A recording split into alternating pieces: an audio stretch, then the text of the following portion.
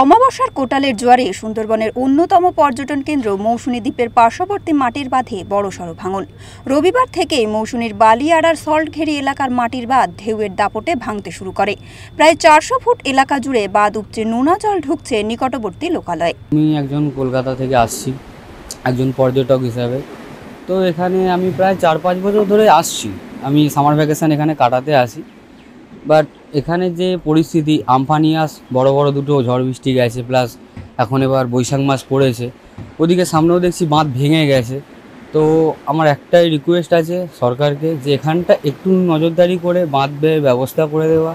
Plus এখানে যে 300টি পরিবার আছে, যেখানে কটেজ করে যে আমাদের ডেভেলপমেন্ট হচ্ছে আস্তে আস্তে, আর একটু হোক, টুরিস্টকে বলবো আসতে, ঠিক আছে, আস্তে আস্তে ডেভেলপমেন্ট হয়।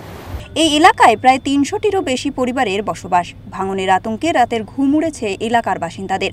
পাশাপাশি এই ভাঙনের জেরে দ্বীপের 50টির বেশি টুরিস্ট কটেজ ভাঙনের কবলে। হ্যাঁ, জল ঢুকছে ওই দিকে। হ্যাঁ, আর এদিকে তো ওই তো দেখছেন বাঁধের অবস্থা কি। হ্যাঁ, এই কটালে গত কটালে হয়তো বাঁধ থাকবে বা থাকবে না।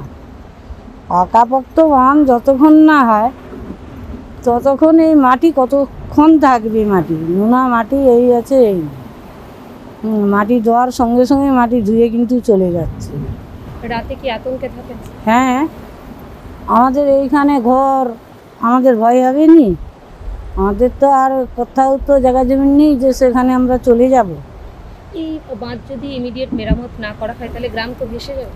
হ্যাঁ, গ্রাম তো ভাসবে, গ্রাম ভাসবে না, গ্রাম তো ভাসবে।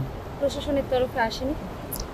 আছে, এই তো সবাই দেখি না এইভাবে ফটো তুলে সবাই এইভাবে দেখে।